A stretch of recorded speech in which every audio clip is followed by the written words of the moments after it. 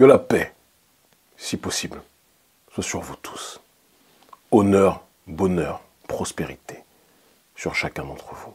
Si je m'adresse aujourd'hui à vous, en cette période d'une extrême gravité, en cette période des plus troublées, c'est parce que notre peuple vit dans des conditions qui dépassent le cadre de l'irrationalité. Le Bénin connaît une crise sociale sans précédent. Une crise sociale qui favorise les plus riches, une minorité de la population, pendant que la quasi-totalité du peuple vit dans des conditions qui dépassent l'entendement. Une crise socio-économique où les denrées alimentaires de première nécessité ont vu leur prix exploser, au minima doubler. Riz, gari, manioc, huile, les prix explosent. L'essence, le gaz, les prix explosent. Les sojaculteurs qui connaissent une dépression sociale qui dépasse l'entendement connaissent de plus en plus de suicides. Les paysans, dans leur entièreté, connaissent des conditions des plus difficiles. Les licenciements au sein des entreprises d'État, eux aussi, sont devenus légion.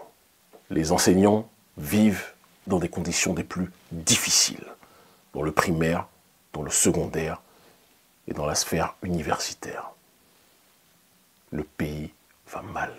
Vous rajoutez à cette réalité cette passion pour la persécution qu'a notre président, le président Patrice Talon, lorsqu'il s'agit de s'attaquer aux opérateurs économiques nationaux, qu'il pousse à l'exil, qu'il pousse à la dépression économique, politique et psychologique, parce que Talon n'aime pas partager le butin que constitue à ses yeux le Bénin avec ses semblables, avec le peuple. Non, il veut tout s'accaparer, et s'il doit partager avec certains, ça sera toujours avec les opérateurs économiques prédateurs occidentaux. Les entreprises françaises contrôlent massivement l'économie béninoise. Inutile de préciser qu'elles sont exonérées pour la plupart de nombreuses taxes. Luxe dont ne peuvent pas se prévaloir les entreprises béninoises qui, elles, sont surtaxées par le même régime béninois. Toute cette situation entraîne une frustration généralisée au sein de la population, du nord au sud, de l'est à l'ouest. Un peuple qui souffre ne peut pas être un peuple en paix. Et constater ce fait ne signifie pas appeler à la violence, mais simplement rappeler le principe élémentaire d'intelligence. Nous avons tous vu la déclaration au Parlement, à l'Assemblée nationale, du président Patrice Talon. Une déclaration pleine de mépris, d'arrogance et aussi de panique. Parce qu'un président en fin de mandat qui menace sa population est un président qui se sait en réalité en danger par rapport à son bilan. Dire cela ne signifie pas vouloir appeler à la déstabilisation, bien au contraire. Simplement constater que quelqu'un qui est sûr de son bilan, quelqu'un qui est sûr de ses actions, quelqu'un qui est sûr du bienfait de ses démarches, ne pourra jamais être dans une logique de tenter d'intimider son peuple. Mais cette méthode d'intimidation a été le b.a.-ba de la politique du président Patrice Talon depuis son accession au pouvoir. Une intimidation qui ne marche plus, une intimidation qui n'étonne plus, une intimidation qui glisse sur la peau d'un peuple qui a été si longtemps persécuté qu'il ne sent plus les coups.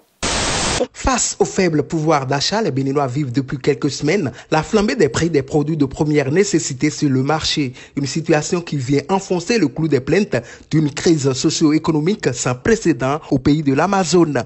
Il n'y a rien qui est moins cher actuellement au Bénin. Les produits vivriers sont très chers.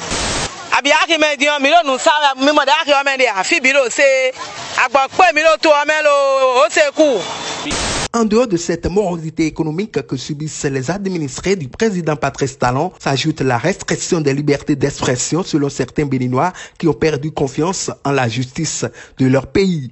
La justice en réalité, c'est ça notre rempart. Maintenant aujourd'hui on n'a plus confiance. Parce qu'au pays actuellement quand tu parles, on viendra te chercher chez toi. Il y a trop d'arrestations dans le pays même. Nous ne pouvons pas parler de la démocratie au pays. On n'a plus la liberté. Il y a un clan qui s'accapare de nos ressources. Parce que les gens n'ont pas 15 000 francs pour se faire soigner, ils meurent dans nos hôpitaux. Pendant que eux, le petit groupe, que ce soit de l'opposition ou de la mouvance, pour se faire soigner, c'est à l'extérieur. Face à cette atmosphère d'incertitude du lendemain, certains Béninois demeurent favorables à l'avènement d'une troisième voie proche des jeunes au sein de la classe politique béninoise. Nous allons toujours dire qu'on doit suivre la politique actuelle du Bénin. On n'espère pas avoir grand-chose si ce n'est pas une nouvelle tête comme Kémy Séba. Sinon, avec l'opposition actuelle, qui maintenant peut changer la tendance? Monsieur Kémy Séba incarne aujourd'hui la dignité africaine. En Afrique aujourd'hui, nul n'est sans savoir, il reste celui-là qui est prêt à donner sa vie pour ses frères. Kémy Séba, c'est un jeune dynamique. Pourquoi ne pas lui donner une chance de diriger un jour notre pays, le Bénin? On en a besoin. Kémy Séba, on s'en a encore, on connaît les télé, mais on n'a pas de mato nebe, nebe de volonté de toller jaouéa, yé maoudia, et là on voit que. Et c'est pour ces raisons, après des mois et des mois de réflexion, pour ne pas dire des années, j'ai décidé d'accepter vos demandes incessantes visant à me pousser à être candidat à la présidence du Bénin. Mes chers compatriotes, parce que nous nous devons d'être le plus pragmatique, il est important que l'on se rappelle que notre pays est pris en otage et que les lois de la République du Bénin ont été des plus viciées ces dernières années, de telle sorte que les véritables opposants au président Patrice Talon soient structurellement exclus de la course via le code électoral corrompu que vous connaissez. Et c'est pour cette raison que nous avons dressé 3 options qui nous permettront d'être candidats à la présidence du Bénin. La première option, issue d'un certain nombre d'interactions avec des cadres du Parti des démocrates, sera que ce parti, le parti de l'ancien président Yayi Boni, nous porte candidat à l'élection de 2026. Car c'est le seul parti politique de l'opposition qui a le nombre de parrainages suffisant pour accéder aux élections. Bon nombre d'entre vous, lorsque nous avons évoqué dans de multiples réunions avec vous autres, membres de la jeunesse béninoise, nous ont dit que le président Yayi Boni ne pourra pas accepter. Parce que le président Yayi Boni, à vos yeux, aux yeux de nombre d'entre vous, fait partie de cette ancienne France-Afrique qui peine à vouloir mourir. Je vous ai répondu, et je l'ai dit aussi, dans le cadre de réunions avec des membres du bureau du Parti des démocrates, que je ne voulais pas être incarcéré dans le passé et que je pense profondément que tout le monde peut changer. Le Parti des démocrates a une occasion historique s'ils comprennent la nécessité de parier sur le bon poulain, de gagner les élections au premier tour. Un coup KO, coup de marteau. Est-ce que le président Yayi Boni acceptera cette main tendue? Ça sera la dernière que nous lançons. Je l'ai dit à bon nombre des membres du bureau central au sein duquel j'ai de nombreux amis. Si tel est leur choix, nous avancerons ensemble et nous libérerons le pays. La deuxième option aura pour seule et unique fonction de constituer une véritable coalition, bien plus large que celle qui existe actuellement, visant à exiger une réforme du code électoral pour que tout le monde puisse candidater à l'élection présidentielle au Bénin.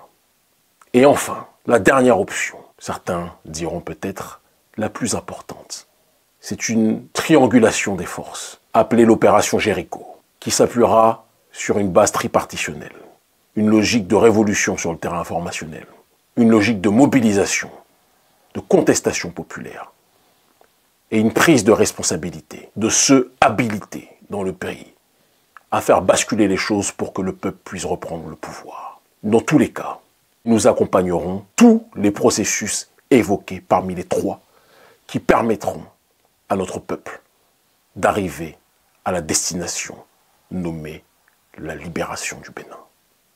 Ce que nous avons propagé partout, nous allons l'installer ici, pour une résurrection du pays des Agonché, pour une résurrection du pays de l'ancien Dahomey, pour une résurrection d'un peuple qu'on a trop longtemps voulu écraser, mais que nul ne peut exterminer, pour que le travail commencé par Béhanzin puisse être finalisé.